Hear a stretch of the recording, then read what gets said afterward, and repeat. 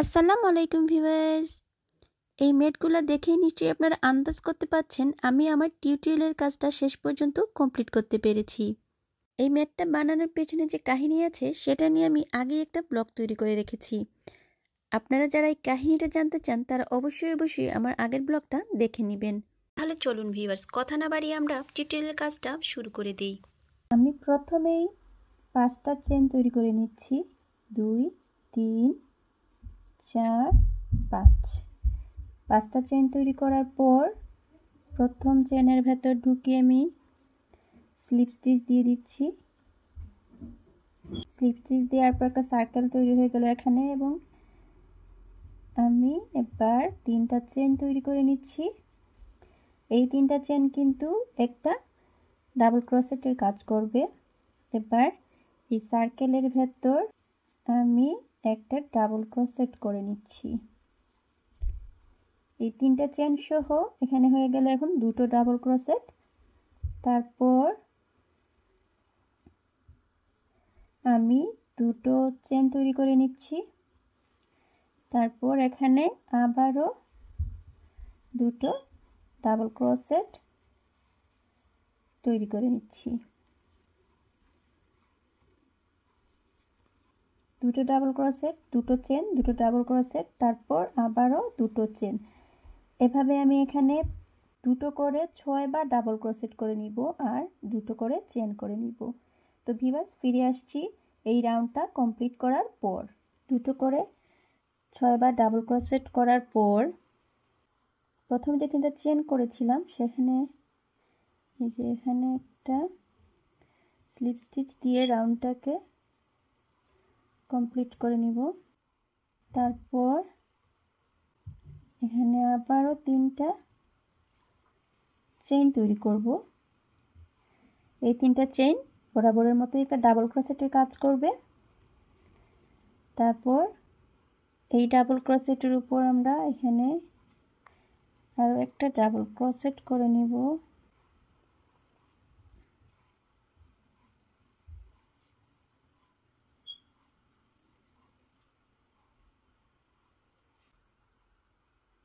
দুটো ডাবল ক্রোশেটের উপর 2টো double crochet হয়ে গেলে এখন এই ফাঁকা স্পেসে আরও একটা ডাবল ক্রোশেট করব।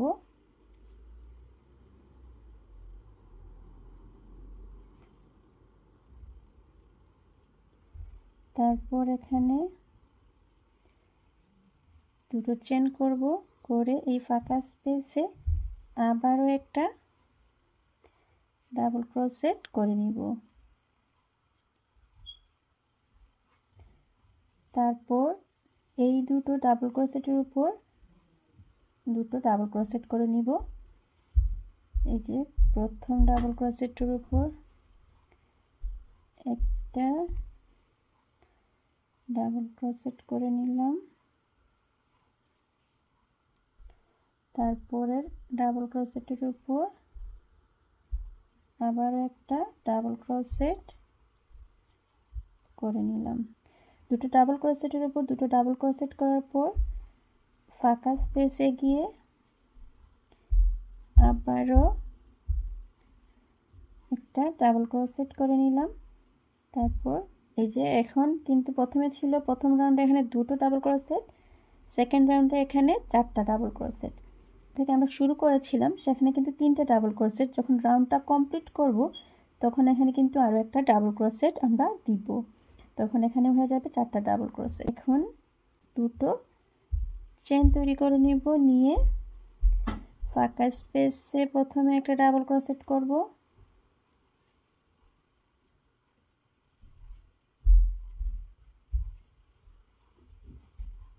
তারপর এই 2টো ডাবল ক্রোশেটের উপর 2টো ডাবল ক্রোশেট, 2টো ডাবল ক্রোশেটের উপর 2টো ডাবল ক্রোশেট শেষ করার পর আবারও ফাঁকা স্পেস চলে আসবে। প্রতিটা ফাঁকা স্পেসের মধ্যে একটা ডাবল ক্রোশেট, 2টো চেন, একটা ডাবল ক্রোশেট, তারপর নিচের রাউন্ডে 2টো ডাবল ক্রোশেটের উপর 2টো ডাবল ক্রোশেট। আর এভাবেই আমি পুরো রাউন্ডটা কমপ্লিট করে নিব। লাস্ট ফাঁকা স্পেসটা করব এখন। লাস্ট ফাঁকা স্পেসে আমি প্রথমে একটা ডাবল ক্রোশেট করে নিচ্ছি, তারপর 2টো চেন, তারপর আবার ওই ফাঁকা স্পেসে ডাবল ক্রোশেট। এই লাস্ট ক্রোশেটটা করার পর এই যে প্রথমে 3টা চেন করেছিলাম এই রাউন্ডের, সেখানে এসে স্লিপ স্টিচ দিয়ে দিলেই সেকেন্ড রাউন্ডটা কমপ্লিট। এই যে প্রথম রাউন্ডে কিন্তু 2টো ডাবল ক্রোশেট ছিল, সেকেন্ড রাউন্ডে 4টা ডাবল ক্রোশেট, 1 2 3 4। প্রতি রাউন্ডেই কিন্তু 2টো করে ডাবল ক্রোশেট বাড়তেই থাকবে, 2টো 4টা 6টা 8টা 10টা এভাবে। 5টা রাউন্ড করার পর আমি উলটাকে কেটে নিয়েছি। এবার আমি এই হলুদ কালারের উলটা ইউজ করব। আমি প্রথমেই একটা স্লিপ নট দিয়ে হুকটাকে উলের মধ্যে আটকে নিয়েছি। এবার আমি এই ফাঁকা স্পেসের মধ্যে, যে কোনো একটা ফাঁকা স্পেসের মধ্যে এটাকে আমি জয়েন করে নিব।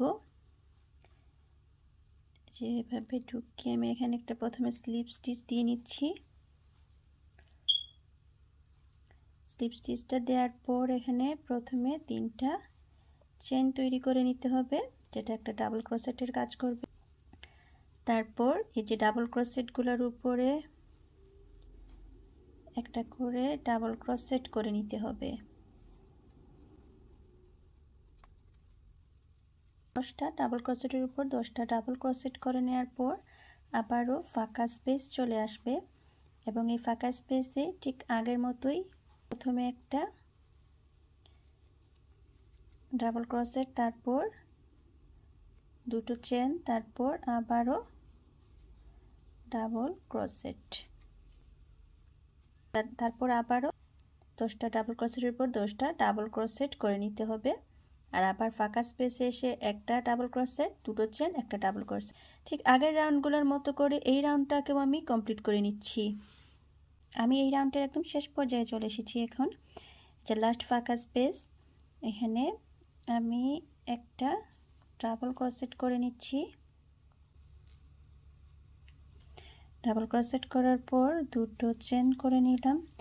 তারপর এখানে কিন্তু আর একটা ডাবল ক্রোশেট করব না, কারণ যখন শুরু করেছিলাম এই রাউন্ড তখন এখানে 3টা চেন করে নিয়েছিলাম, আর এই 3টা চেন কিন্তু একটা ডাবল ক্রোশেটের কাজ করে। তো এখন আমি কি করব, এই 3টা চেনের এখানে সেটাকে স্লিপ স্টিচ দিয়ে রাউন্ডটা পুরোপুরি কমপ্লিট করে নিব। হলুদ কালার দিয়ে আমি একইভাবে আরও 4টা রাউন্ড করে নিব। এই যে আলাদা আলাদা 6টা পার্ট, প্রতি রাউন্ডে এই 6টা পার্টে কিন্তু 2টো করে ডাবল ক্রোশেট বাড়তে থাকবে। দেখতেই পাচ্ছেন ভিউয়ার্স, হলুদ উল দিয়ে 5 রাউন্ড করার পর উলটাকে আমি আবারও কেটে নিয়েছি। এবার প্রথম যে কালার ইউজ করেছিলাম আমি, সেই কালার দিয়ে আবারও এখানে 5টা রাউন্ড করে নিব। ঠিক একইভাবে প্রতিটা পার্টে 2টো করে ডাবল ক্রোশেট বাড়তে থাকবে।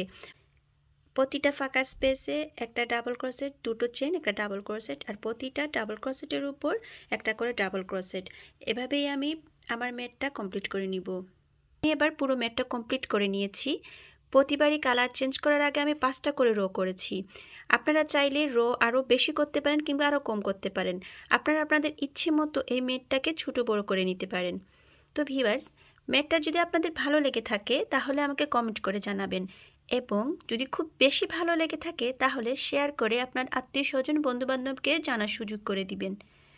অন্য কোনো টিউটোরিয়াল নিয়ে আবারও আপনাদের সামনে হাজির হব। ভালো থাকবেন সবাই। আল্লাহ হাফেজ।